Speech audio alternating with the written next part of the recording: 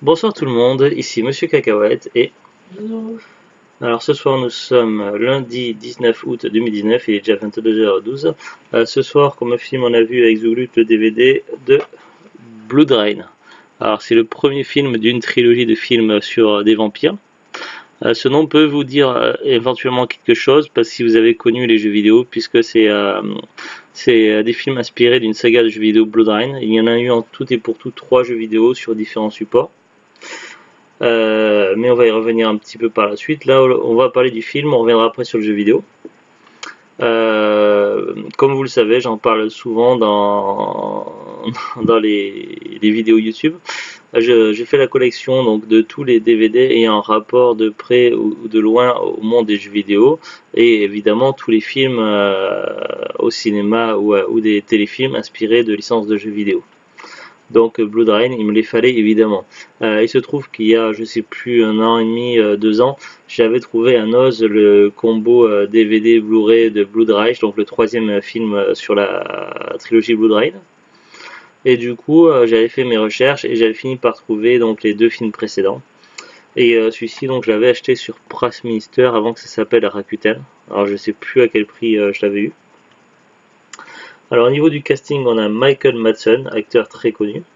Michelle Rodriguez, actrice également très connue.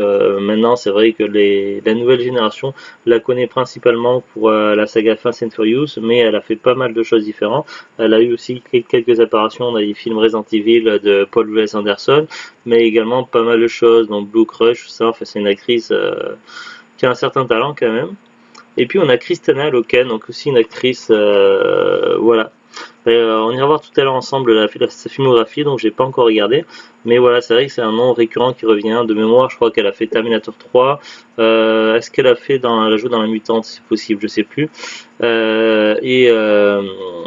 Également, c'est elle qui jouait le rôle de Taja. Alors je sais pas si on dit Taja ou Tara, une des combattantes principales dans la série télé Mortal Kombat Conquest. Et je la trouvais plutôt bien dans cette série. Pas Taram, Tara. Je sais pas, c'est comme c'est un J, donc je sais pas si ça se prononce Taja ou Tara. Mais bon, voilà. Bref, donc maintenant, avant d'aller plus loin, donc on va lire le synopsis. Alors, il y a quelques jours, quand j'ai annoncé à Zoulut, Neige, t'es chiante. Ouais, neige, t'es chiant. Parce qu'elle trouve le moyen de passer sur le clavier de l'ordinateur, alors j'ai dit non. Alors il y a quelques jours, quand j'avais annoncé à Zoulut, parce qu'on choisit tout drôle les films, qu'on allait passer sur du Blood Rain, parce que la dernière fois on avait vu 4 mariages d'enterrement, c'était un choix de Zoulut. Et donc j'ai lu le résumé qui était au dos, les noms des acteurs, et donc tout ça c'était très bien. Et après je lui ai dit le nom du réalisateur. Et là ça a été un peu la douche froide pour Zoulut. Donc voilà, donc, mais on va y revenir très vite. Donc maintenant je vais lire le synopsis. Découvrez l'adaptation d'un jeu vidéo devenu culte. Du sang, des cadavres et une héroïne très haute. Une formule que l'on sent déjà destinée à séduire un public très mâle. Alors ça c'est une citation du site internet jeuxvideo.com. D'où elle est très haute. Bah déjà un petit peu comment ils l'ont fait l'héroïne entre la coiffure, le look et aussi la scène d'amour avec Non, mais tais-toi. oui non mais voilà Franchement, elle fait pas haute. Hein. bah il y a une scène d'amour avec ça faisait limite il y a quand même des détails. 30 secondes, c'est le genre de scène que l'on est très haute, voilà, je crois. c'est parce que voilà. Après c'est une citation de vidéo.com. Donc voilà.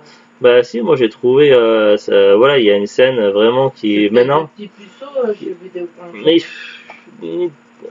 c'est comme moi, t'es de l'ancienne génération, mais je te parle maintenant, c'est le genre de film qui ne passerait pas qui ne serait jamais diffusé à la télé ou qui ne passerait même pas au cinéma à cause de la censure. Oh, non, pas pour ça. Franchement, si, il y a une scène quand même. Mais bon, Zuglut, s'il te plaît. Ah, mais parce que j'ai pas la même avis que toi, Mais non, mais j'avance pas, tu bloques sur un truc et du coup. J'ai le droit de donner mon avis. Oui, mais tu le donnes ton avis, mais tu le donnes pendant 40 ans.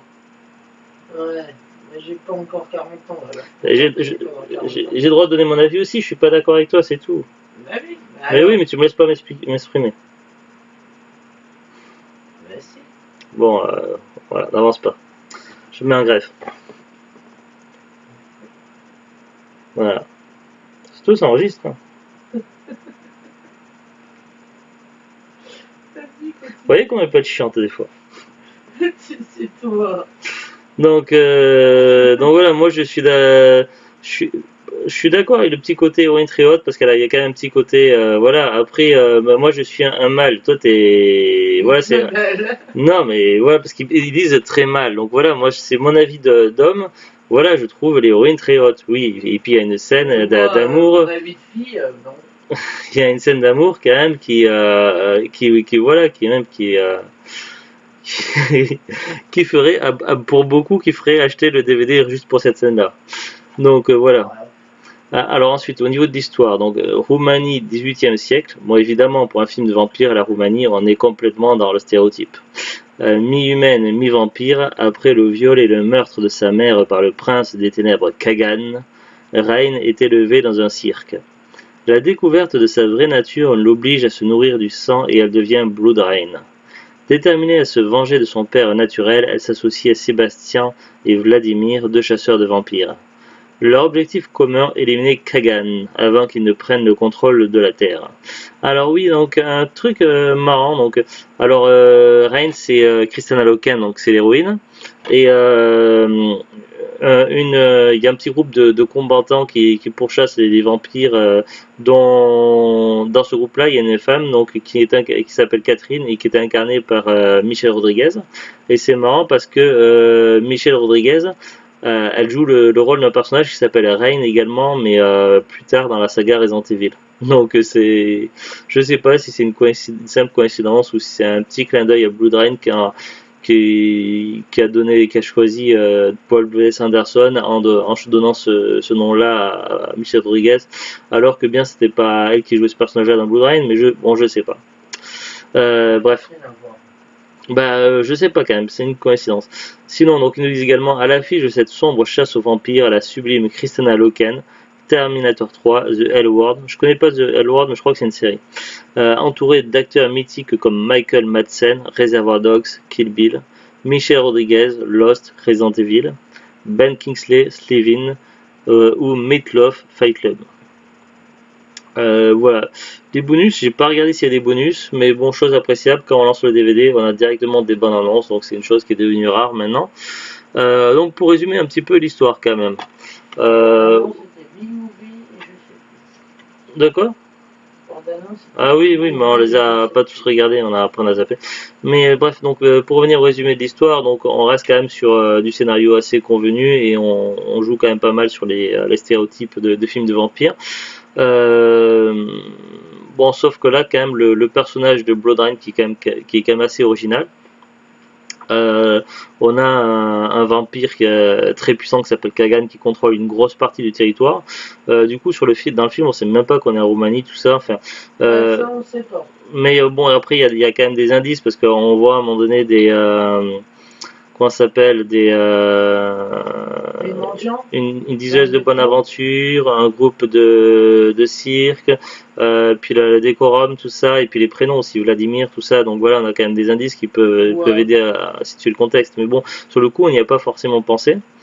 Donc bref, ça se passe en Roumanie. Il y a un puissant vampire qui contrôle le territoire et qui est pour. Non, j'ai pas vu non plus. Mais là, on est au temps de l'époque, donc ça n'a rien à voir ce que tu dis. Bref, donc je sais plus. Donc voilà, on a un vampire puissant Kagan qui contrôle une grosse partie du territoire. Et pour renforcer sa puissance, puisque les vampires sont limités à leurs points faibles, donc ils supportent. Wow. J'ai dit à leur point faible, j'ai pas fini de parler. Oui, 3. Ils ne supportent pas la lumière du soleil, les problèmes des croix, et puis l'eau. L'eau qui leur cause de gros problèmes qui les brûle. Pas forcément l'eau bénite, ça peut être l'eau tout court. Oui, mais là dans le film, là c'est ça les points faibles en l'occurrence. Et donc pour compenser leurs points faibles de vampires, ce fameux Kagan, il a recruté des humains du coup qui font le sale. Oui, qu'ils appellent des esclaves, mais enfin, ils travaillent pour eux, mais il y a plusieurs degrés d'échelle. Il y a ceux qui combattent et il y a ceux qui se font bouffer petit à petit au niveau des esclaves. Donc c'est particulier. Donc bref, il y a des humains volontaires qui travaillent pour lui, qui combattent pour lui, et du coup ils peuvent attaquer et combattre la journée. Ils font ça en échange, ils se font pas bouffer tout simplement. En gros, c'est un deal, c'est le deal qu'ils ont tout ça. Et il se trouve qu'il existe trois puissantes reliques qui permettent de contrecarrer les effets les faiblesses des vampires.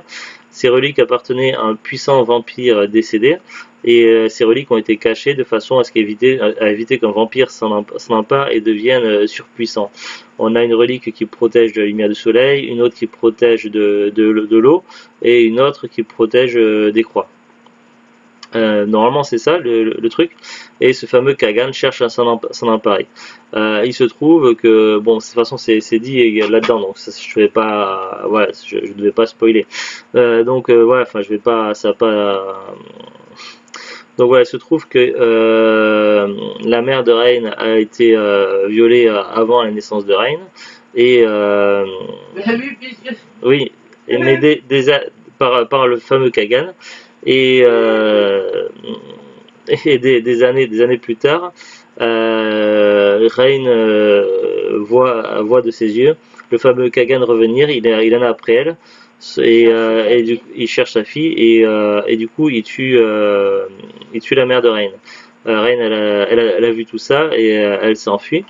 Les années ont passé et elle a connu beaucoup de problèmes. Elle connaît pas exactement, elle connaît mal son état. Et puisqu'elle n'est pas une vampire ordinaire, elle est une Dhamphyre, c'est ça? Une Dhamphyre. Une Dhamphyre, c'est du coup, c'est un peu comme Blade, mi-vampire, mi-humain, sauf qu'elle a quand même les faiblesses des vampires. Elle en a moins deux des faiblesses. Elle a la faiblesse de la lumière du soleil et la faiblesse de l'eau. Donc voilà.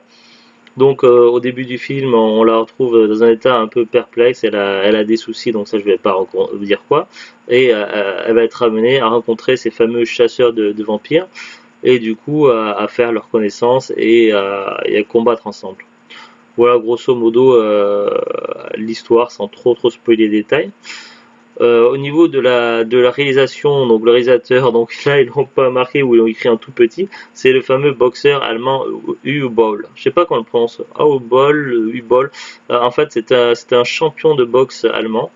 Qui est très célèbre pour avoir tourné beaucoup de films issus de franchises de jeux vidéo, et en général il s'est pas mal fait descendre par les fans de jeux vidéo pour avoir massacré beaucoup de franchises. Alors il n'a pas toujours été mauvais, il y a certains de ses films qui ont eu beaucoup de succès comme King Rising, le premier King Rising a eu un certain succès, je ne l'ai pas encore vu donc je peux pas donner mon avis là-dessus. Il y a le fameux Postal qui a été critiqué, mais moi j'ai bien aimé le film Postal. On l'a vu avec Zuglut, je l'ai vu, c'est un film que j'ai vu plusieurs fois, et j'ai même cherché et j'ai fini par trouver l'édition non censurée, donc j'ai deux éditions en DVD, la normale et non censurée. Donc on y reviendra là-dessus un de ces quatre quand on reverra à nouveau le DVD avec Zuglut. Voilà, j'ai trouvé plutôt sympathique le film Postal. Sinon, j'ai détesté le film Far Cry, donc il faudrait que je le revoie pour donner mon avis et puis que je fasse découvrir à Zuglut. Mais voilà, je l'ai vu il y a des années, il y a longtemps, et j'avais détesté ce qu'il avait fait du film Far Cry. Voilà, donc en général, quand on sait que c'est ce fameux réalisateur qui fait un film, on s'attend à ce que ça soit pas super. Alors, donc au niveau je sais pas quel budget il avait par rapport pour le film, tout ça. Au niveau de la qualité des effets spéciaux, c'est pas ouf. Certains effets spéciaux sont mieux réussis que d'autres. Il y en a, on a l'impression d'avoir des images de synthèse pas très jolies. Ça sert à rien. Ils ont mis des trucs qui servent à rien. Oui, il y a des effets d'effusion de sang que Zuglut. C'est pas choquant, c'est juste inutile comment ça s'est fait. Voilà. C'est inutile. C'est une sorte de geyser de sang qui gicle, on ne sait pas trop comment. On dirait que c'était fait exprès pour que le film soit classifié nanar. Donc, parce que donc voilà, c'est pas indispensable parce que même si non, ça c'est pas réaliste déjà, et puis ça sert un peu à rien. Sinon donc au niveau du doublage français, il est plutôt bon. Au niveau du jeu des acteurs, c'est moyen, ça dépend en fait. Il y a des moments où les acteurs semblent plus inspirés que d'autres. Je prends par exemple l'exemple de Michelle Rodriguez, donc elle joue plutôt un rôle de bad girl quand même, et je l'ai trouvé vraiment à fond dans son rôle. Oui, Donc je sais pas si elle était consciente qu'elle jouait dans un film réalisé par Uwe Boll ou pas, mais en tout cas quoi qu'il en soit, même si peut-être qu'elle se doutait que ce film ne serait pas forcément un chef-d'œuvre, elle était quand même à fond et elle a donné tout ce qu'elle avait dans le film, donc ça se voit.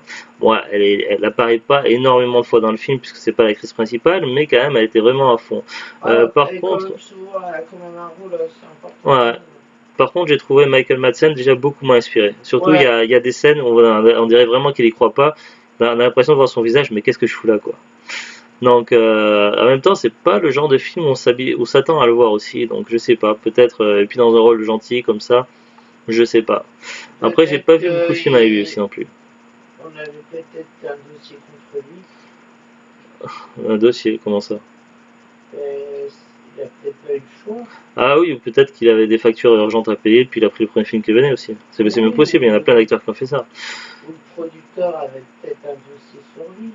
Ou, ouais, je ne sais pas, je ne m'avancerai pas à dire des choses. Des photos de lui en Jartel. Oh, n'importe quoi. Donc, En soirée, tu sais pas ce que tu fais. non, bref, j'ai pas trouvé Michael Madsen très inspiré dans ce film-là. Ouais. La qualité du jeu d'acteur de Christina Loken était plutôt aléatoire. Il y a des moments où elle jouait vraiment très bien, il y a eu d'autres moments où j'ai senti un petit peu bien en dessous du jeu d'acteur, en tout cas de Michel Rodriguez par moment. Et puis il y a des moments où on a l'impression qu'elle savait pas trop, qu'elle était un peu perdue. Et est-ce que le fait aussi qu'elle avait des épées particulières, est-ce que le poids des épées la gênait pas? On avait l'impression que par moment, elle avait du mal à les soulever, à les manier. Donc, La tombe, c'était une doublure qui faisait les épées. je ne sais pas. Je ne sais pas. Je l'ai pas senti toujours à l'aise dans son rôle, la Christian Loken. Je l'ai senti plus dans d'autres films. Je l'ai senti quand même un peu plus. Je sais pas. Est-ce qu'elle était. Dans beaucoup de choses. Je l'ai vu dans quelques films, Terminator 3, mais je crois que c'était celle qui jouait aussi dans La Mutante, il me semble, faudrait que je vérifie. Mais là, elle était peut-être plus. Elle a fait une série Mortal Kombat, je pense. Oui, parce que je l'ai dit tout à l'heure.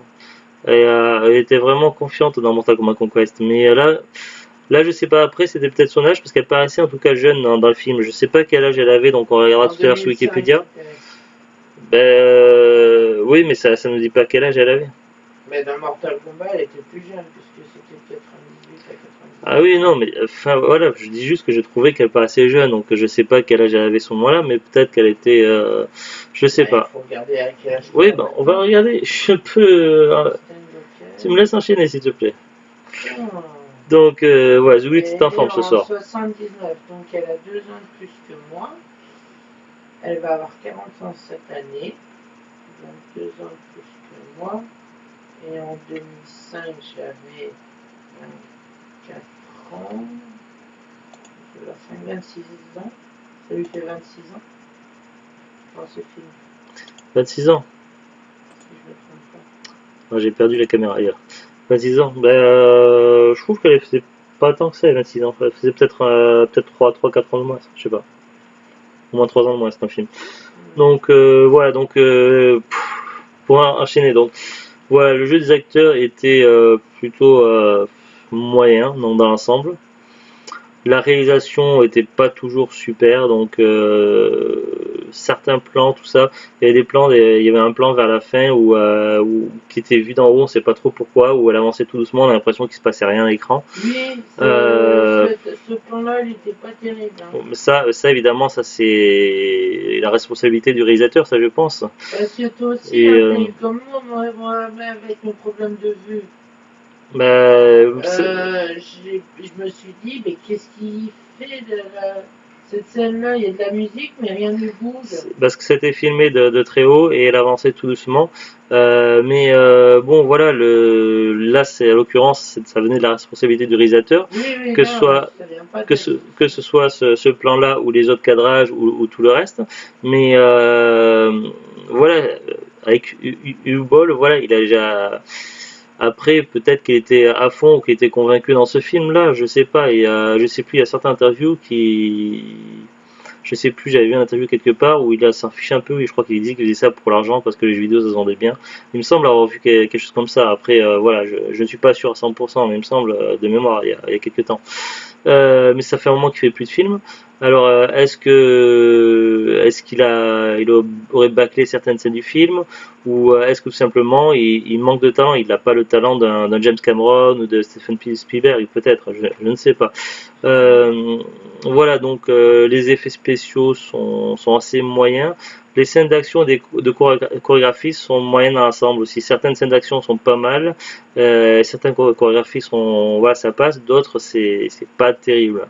Euh, le plus intéressant, ça reste quand même l'histoire. L'histoire qui est vraiment pas mal et pour le coup un petit peu originale pour les films de vampires.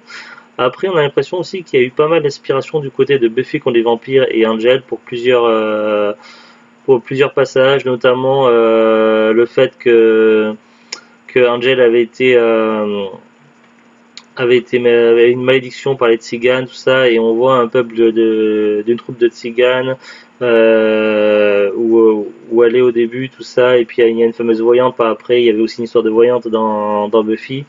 Il y a dans Buffy contre les vampires, les vampires quand ils sont en mode combat, il y a leur visage qui se met à changer. Pareil, il y a exactement la même chose dans Blood Rain. On sent quand même qu'il y a eu pas mal d'inspiration du côté de Buffy et Angel. Donc voilà. Sinon, ouais, l'histoire.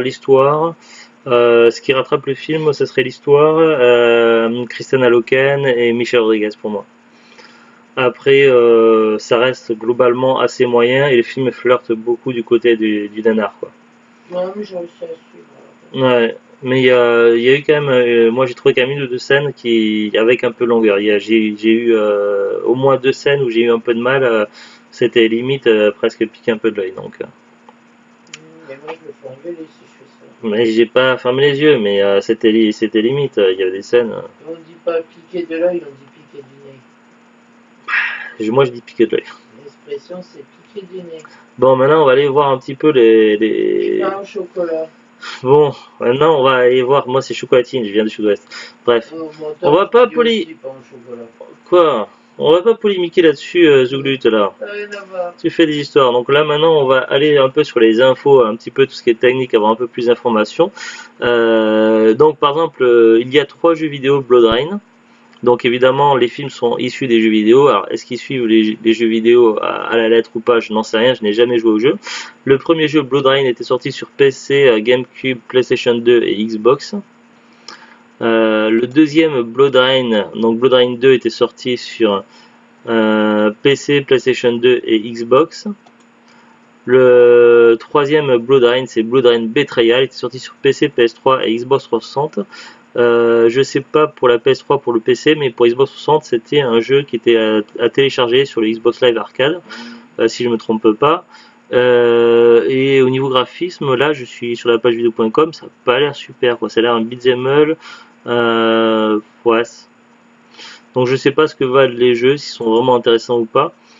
Maintenant je suis sur la fiche Wikipédia. Donc Blood Rain est une série de jeux vidéo éditée par Majesco Entertainment et développée par Terminal Reality pour la série principale et WayForward Technology pour la série dérivée. La série Blood Rain a débuté en 2004 avec la sortie du premier jeu développé par Terminal Reality, un jeu d'action hack and slash. La franchise Blood Rain comporte 2 séries, la principale composée de jeux en 3D et la série dérivée composée de un jeu en 2D vu de côté. Un petit peu à la Castlevania, mais version hack and slash. L'attrait de la série consiste en mélange d'action et d'horreur avec pour héroïne une demi-vampire, qui a permis de dépasser le genre de jeux vidéo et de connaître plusieurs adaptations, tout comme plusieurs autres franchises de jeux vidéo, Resident Evil, Tomb Raider, etc. La série a inspiré une trilogie de films réalisés par Uwe Boll entre 2006 et 2011. La série a aussi connu une adaptation fidèle en comics chez l'éditeur digital Webbings. Alors j'ouvre en anglais la page du réalisateur pour voir après. Origine. Blood Rain semble inspiré de Nocturne, un jeu d'horreur du même concepteur. L'héroïne de Blood Rain est semblable à l'héroïne de Nocturne, appelée Svetlana, une autre demi-vampire et traqueuse surnaturelle. Les premières images diffusées de Blood Rain montraient que l'aspect de Rain et son costume étaient presque identiques à ceux de Svetlana. De plus, quelques ennemis dans Blood Rain comme les Démites et les vampires chauves-souris étaient déjà apparus dans Nocturne. Le niveau final du jeu est lié au château de Gonstadt, comme le premier niveau de Nocturne. Enfin, le concept de la Brimstone Society est très semblable à celui de la Spook House dans Nocturne. La voix de l'agent et de la Brimstone Society durant l'introduction est réalisée par Lynn Matisse, qui a aussi fait la voix de l'étranger, le protagoniste de Nocturne. Rain et Svetlana elles-mêmes peuvent avoir été inspirées par le personnage de Durham Red de la BD 2000 AD. Dans ce comics, Durham Rouge est un vampire mutant avec les cheveux roux et une tendance à porter des vêtements en cuir noir moulant. L'histoire. Les jeux et comics Blood Rain prennent place dans un intervalle temporel allant de la Seconde Guerre mondiale pour Blood Rain et aux années 2000 pour Blood Rain 2. La série suit les vampires de Rain, une vampire travaillant pour le compte de la Brimstone Society, une société secrète qui enquête sur le surnaturel. Alors c'est marrant parce que dans le premier film, ça se passe pas du tout à la Seconde Guerre mondiale, ça se passe avant, je crois, plutôt à l'époque un petit peu obscure, je sais plus comment on appelle ça. Je t'avais parlé un peu tout à l'heure, dans une époque, l'obscurantisme, voilà. Ça fait plutôt penser à cette époque-là. Apparemment, le troisième film de la trilogie Blood Rain se passerait, lui, pendant la Deuxième Guerre mondiale. Par contre, du coup, ce qu'ils me disent, là, c'est... bon, là, c'est vrai qu'on en parle un petit peu, mais pas plus que ça. Mais le fait qu'ils disent que Rain, donc, elle travaille pour la Brimstone Society, tout ça, ça fait beaucoup penser, du coup, au manga...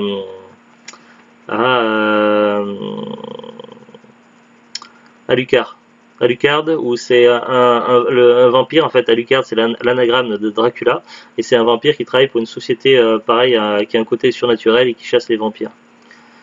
Donc, je sais pas s'il y a un rapport de près ou de loin.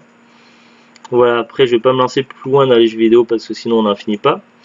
Alors, du coup, pour Blood Rain, le film. Donc, Blood Rain est un film germano-américain réalisé par Uwe Boll, sorti en 2005 au cinéma aux États-Unis.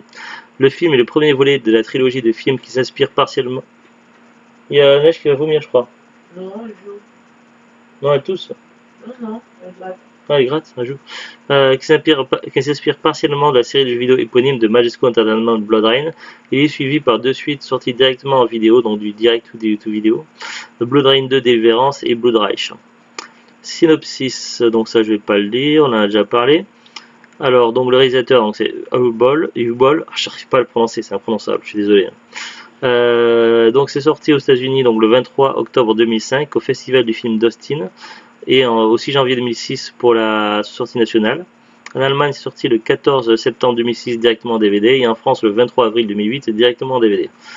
Au niveau de la distribution, donc Christiane Loken, Michael Madsen, Ben Kingsley, acteur très connu aussi, c'est celui qui jouait Kagan, Michel Rodriguez, Matthew Davies, Will Sanderson, Geraldine Chaplin, Udo Kier, Meatloaf, Michael Paré, Billy Zane. Ah ouais, il y avait Billy Zane dans le film. C'est celui qui... il avait connu cet acteur. Hein. Il jouait le rôle d'Elrich. Ingrid Bisou. Et Diku Aurel. Alors, on va aller voir un petit peu les fiches, les filmographies de certains acteurs. Hop. Alors, déjà, le réalisateur. Uwe Boll est un réalisateur, scénariste et producteur allemand né le 22 juin 1965 à Wermelskirchen. La biographie, elle a l'air d'être un peu longue. Voilà, on va essayer d'en lire une partie. Alors, Uwe Boll est un réalisateur connu pour ses adaptations de jeux vidéo au cinéma. L'insuccès critique de ses films aurait normalement pu ralentir sa carrière de réalisateur.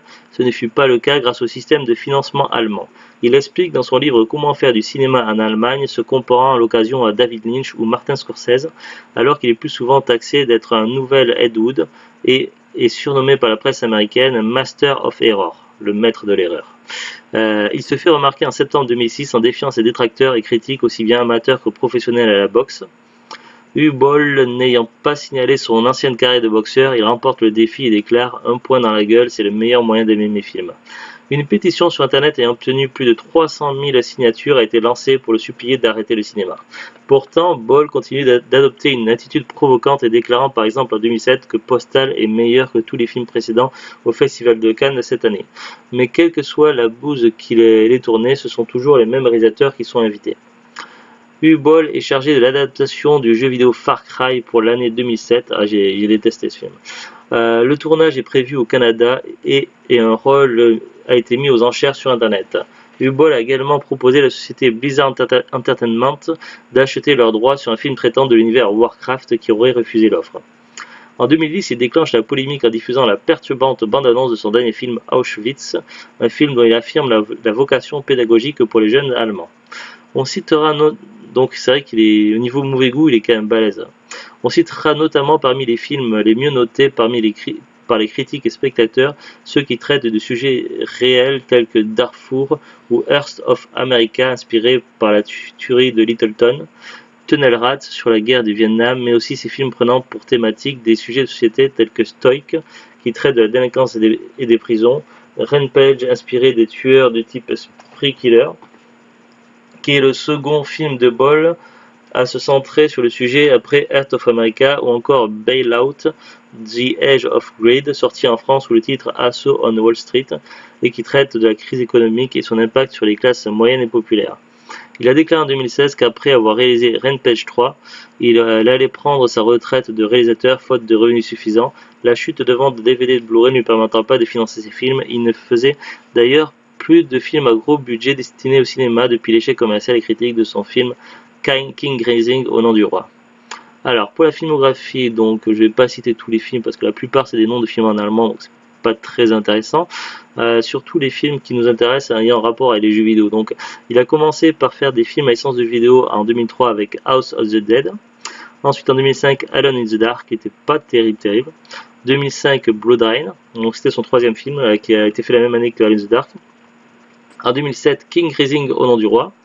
En 2007 Sid, alors Sid je crois pas que c'est le rapport avec les jeux vidéo.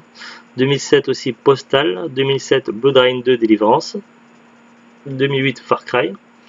Je vais pas citer les films qui n'ont pas de rapport avec les jeux vidéo. Donc les autres je zappe. Alors 2008 Alone in the Dark 2. 2010 Blood Rain The Third Reich. 2011 King Rising 2 Les Deux Mondes. Ouais, je crois que ça s'arrête là. Le dernier film qu'il a fait c'était Rampage 3 en 2016 et il a à venir comme projet Lunar Project. Mais bon voilà, après il y a eu beaucoup de distinctions mais c'est distinctions de pire réalisateur surtout au Razzie Awards. Ouais, rien de pas aller plus loin au niveau de l'affiche. Alors Billy Zane, moi je le connais de quel film? Alors là il a une très grosse filmographie. Calme Blanc, j'avais bien aimé dans Calme Blanc. Il a joué dans Titanic avant. Il jouait Caledon Oakley. Dans Warning, je me souviens. Donc là, bon, oui, on l'a dit, il a passé dans Blood Rain. Je l'ai vu dans un film sur Cléopâtre, mais là je le vois pas, l'affiche est un petit peu mal organisée sur Wikipédia. J'ai un peu du mal à m'y retrouver. Bref, on va passer sa filmographie.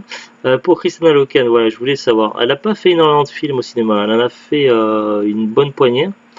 Parmi vraiment les grands films où elle a joué dedans, donc il y a Terminator 3 en 2003, Blood Rain en 2006. Donc c'est pas elle qui joue dans La Mutante, c'est une autre alors. J'ai dû confondre. Ouais, puis c'est beaucoup de films qui sont en rouge, donc c'est à dire qu'ils sont pas sortis en France. En 2015, on a les films Body of the Sight. Elle a été pas mal dans les séries télé aussi. Star Trek Voyager. Slider, les mondes parallèles, elle jouait Catherine Clark. Painkiller Jane, la série. Alors est-ce que ça a un rapport avec le jeu vidéo Painkiller? Ça je ne sais pas. Et la dernière série c'était dans L'Arme Fatale où elle a joué dans un épisode. Moi elle a pas une grosse filmographie quand même. Ils citent pas tout là, j'ai l'impression. Il manque des trucs parce que ils ont oublié de citer son rôle dans... Ah si là, en 98, Mortal Kombat Conquest. Neige, arrête. Ah. C'est infernal ce soir. Alors ensuite Michael Madsen, alors lui sa filmographie, il a fait beaucoup de choses, il a une très grosse filmographie classée par année de 80, ensuite 90, 2000, voilà je vais avoir du mal, oh neige, t'arrêtes oui, tiens, va par là-bas. Alors je vais pas m'amuser à citer tous les films de Michael Madsen, mais bon, ouais, on peut en citer quelques-uns, Wargame, La Mutante 2, Le Monde de Narnia, Kill Bill, volume 1, non, volume 2, je crois que dans volume 1 il apparaît pas, si, il apparaît. Ouais, c'est une grosse filmographie. Ben Kingsley aussi, c'est un acteur aussi, c'est son nom qui revient pas mal de fois aussi dans les films. Dans La Mutante lui aussi, tiens non. Blood Rain, La Dernière Légion, Shutter Island, Prince of Persia, La Stratégie Under, Renaissance, Robot Supremacy, Security, ouais, il a fait quand même pas mal de trucs. Quant à Michelle Rodriguez, ben voilà, donc elle a quel âge? 41 ans. Elle est de 78. Neige, j'arrête tes bêtises. Elle, au niveau de sa filmographie, donc ouais, pas énorme, mais quand même. Elle a commencé avec Girl Fight en 2000. Elle a fait les Fast and Furious, des Resident Evil, Blue Crush, Avatar, Machete Kills, Machete aussi, le 1, le 2. Neige dans Alita Battle Angel. Voilà, et dans les séries télé aussi, il a apparu dans Lost. Voilà, pas grand chose non plus.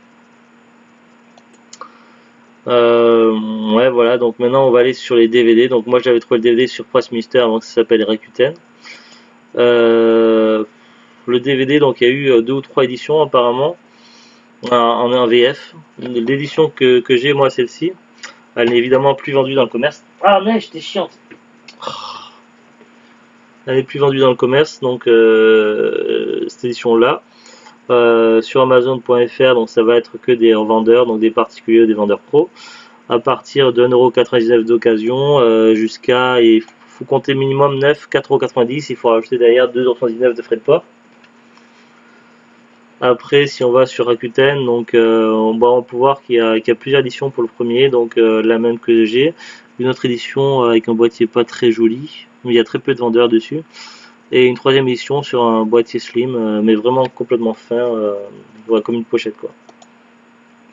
Là, 9 pour celui-ci, cette édition-là, il faut compter minimum 3,99€ sur Rakuten. Et il y a également en plus 3,09€ de frais de port. Voilà, ça reste quand même des prix corrects, c'est pas excessif.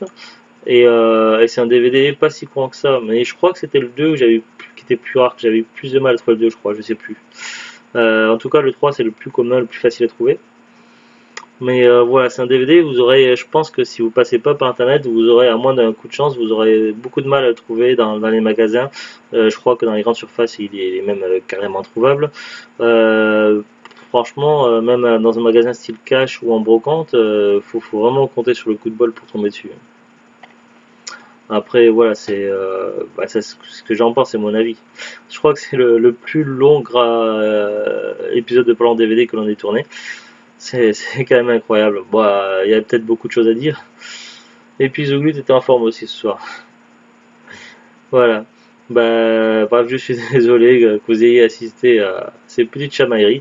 C'est pas pour rien que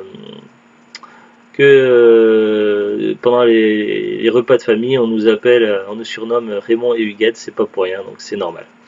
Voilà. Sur ce, donc, on vous dit à très bientôt. Bonne soirée et au revoir. Au revoir.